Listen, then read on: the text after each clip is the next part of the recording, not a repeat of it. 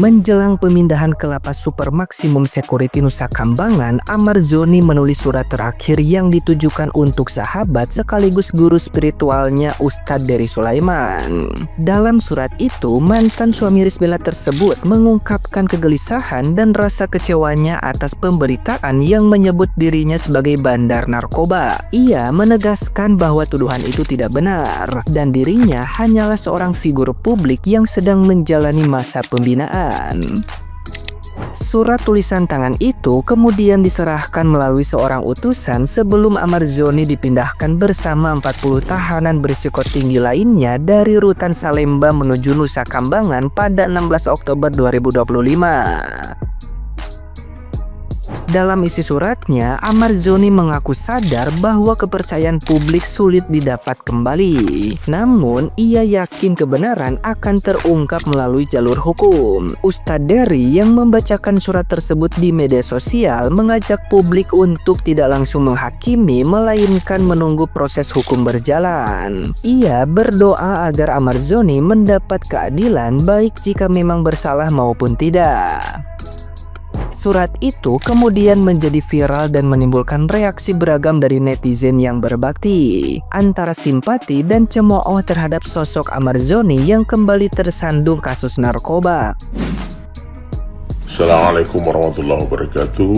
Pagi hari ini saya dikejutkan oleh berita tentang Amar Zoni yang sudah dikirim ke Nusa Kambangan dalam keadaan tangan terikat, dirantai, mata ditutup. Dan pagi hari ini saya kedatangan tamu di rumah.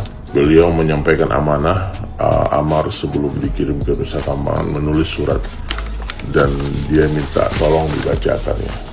Tolong jangan komentar dulu, kalian jangan menjadi hakim dulu ya. Kita doa kepada Allah semoga hukum berjalan dengan seadil-adilnya untuk Amar Zoni. Bismillahirrahmanirrahim ya. Assalamualaikum warahmatullahi wabarakatuh. Bersama surat ini, saya ingin menyampaikan bahwa saya tidak seperti yang dituduhkan oleh media. Saya ingin semua orang tahu bahwa saya bukanlah seorang bandar, saya bukanlah seorang pengedar. Saya hanyalah seorang public figure yang sedang dalam masa pembinaan, berusaha patuh agar cepat segera pulang. Panjang ya, saya nggak baca sampai selesai.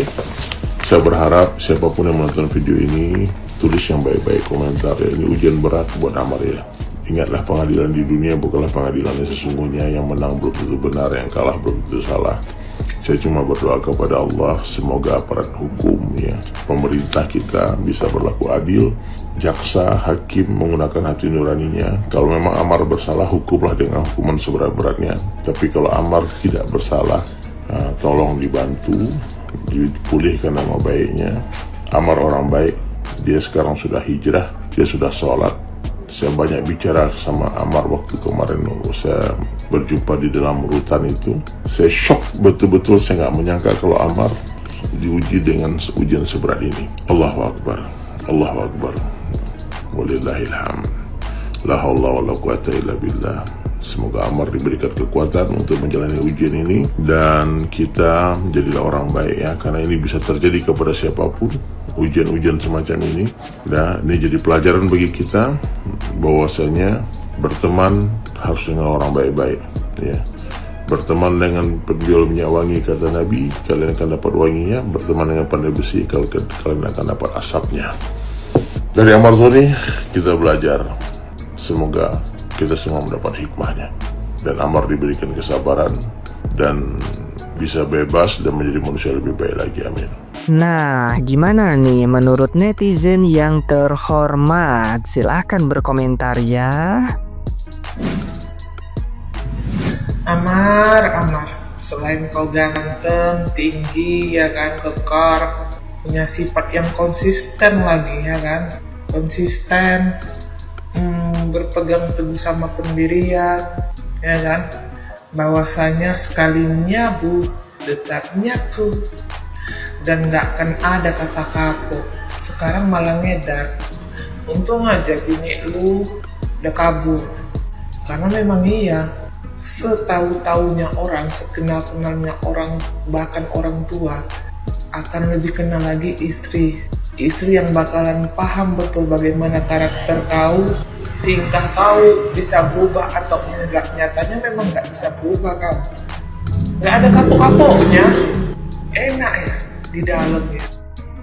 Amarzoni kembali terlibat dengan pengedaran narkocoy. Waduh, ada apa ini? Dia udah 4 kali loh terlibat dalam kasus yang sama. Kali ini dia edarnya dalam rutan Salemba lagi. Gua nggak habis pikir, apa dia nggak sadar-sadar ya? Karena kasus ini dia tuh sampai kehilangan istri dan anak-anaknya loh. Terus nih, gue penasaran nih. Kok bisa dia masih dalam masa tahanan, dia masih di dalam sana, dia bisa dagang ini barang loh, kayak dagang di pertokoan gitu, kayak aduh, kalian tahu lah ya, kok bisa lolos ya? Kalau udah sampai ke-4 kalinya, dia ini bisa-bisa hukuman metong loh guys, bener nggak? Orang lain yang udah pernah merasakan rutan kayak dia ini, udah ada rasa takut, udah nggak mau lagi, bahkan udah tobat, bener-bener tobat. Lah, si abang ini, dia buat lagi, kayak dia lagi nantangin hukum aja nih. Bener nggak? Coba deh kalian komen di kolom komentar. Jadi ada berita terbaru guys, kalau Amarzoni dipindahkan ke Nusa Kambangan. Narkoba yang ada di kamarnya itu ternyata bukan punya dia gitu, dia dijebak. Narkoba yang ada di kamarnya itu, dia tidak tahu menahu sama sekali. Pengakuan beberapa orang ya, termasuk ya kalau kita bilang dia ustadz lah gitu, kalau dia itu dijebak. Dia bukan menormalisasi orang pengedar narkoba sih ya, tapi ujuk-ujuk gitu kok, belum disidang, belum apa-apa kok sudah dipindahkan ke Nusa Kambangan. Kalau dipikir-pikir gitu kan, dosa sebesar apa yang dilakukan Amarzoni sehingga dia ujuk-ujuk itu tanpa persidangan sudah dipindahkan ke Nusa Kambangan coba. Padahal kalau kita lihat tuh koruptor yang kayak triliunan sampai 300 triliun gitu kan, itu cuma dihukum hanya beberapa tahun aja gitu. Kalau kita lihat gitu kan di beberapa negara, contohnya misalkan tuh di Cina gitu, itu koruptor itu udah dihukum mati. Kalian udah lihat nggak itu video Amarzoni yang dibawa itu ya ke Nusa Kambangan itu kan, diborgol tangan sama kakinya, terus dia ditutupi matanya gitu, kayak apa ya, kayak tahanan teroris kayak gitu, kayak teroris lah dia gitu ya, kayaknya nggak pantas sih begitu kan cara gitu kan kalau koruptor yang triliunan itu gitu ya, walaupun dia memang di penjara gitu, tapi dia masih santai gitu, masih senyum-senyum gitu ya kan.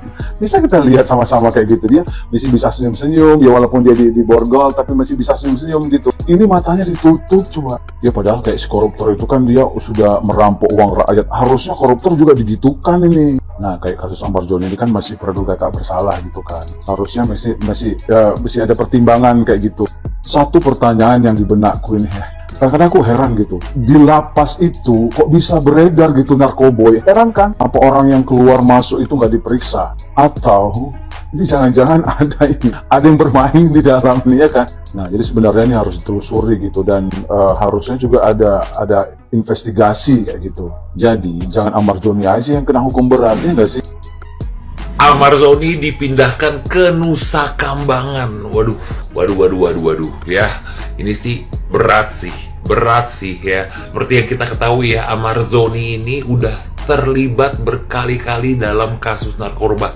Udah keluar masuk penjara ya. Dan sekarang dia katanya diduga terlibat lagi dalam peredaran narkoba di dalam lapas ya, atau rutan lah ya. Ya sebenarnya kayak gini-gini mah udah rahasia umum lah ya, kalau di rutan itu tuh ada peredaran kayak begini-begini ya.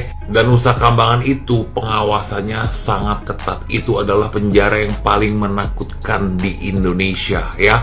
Tuh, yang kesana biasanya itu matanya ditutup. Dan ini untuk kayak bandar-bandar kelas berat, atau enggak yang kasus-kasus yang kelas berat, semuanya bakal dipindahin ke Nusa Kambangan. Dan di Nusa Kambangan ini benar-benar diisolasi ya. Kalau di rutan atau lapas biasa itu kan masih rame-rame ya. Ini tuh satu ruangan, satu orang, dan benar-benar dipantau CCTV. Jadi Nusa Kambangan itu kayak suatu pulau ya, kiri kanan tuh laut, ada hutan, binatang buas segala macam. Jadi kalau misalnya udah sampai sana tuh pengawasannya udah ketat, udah nggak mungkin ada yang aneh-aneh lah di sana ya.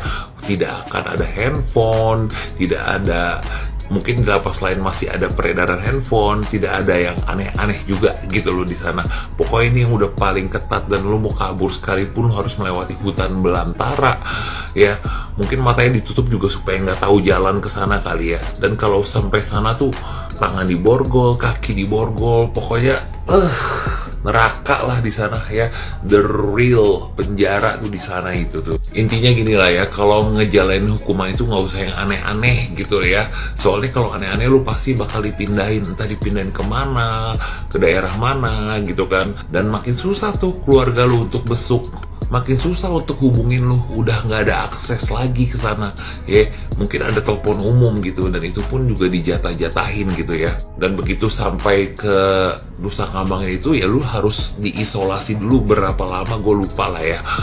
Wah ini sih gila sih ya. Tapi kan dia udah bolak-balik nih berkali-kali ya. Ya mudah-mudahan dan kali ini jerah lah ya. Kalau enggak sih gue udah gak ngerti lagi, dan kemungkinan besar kalau kena kasus kayak begini lagi ya hukumannya bakal ditambah.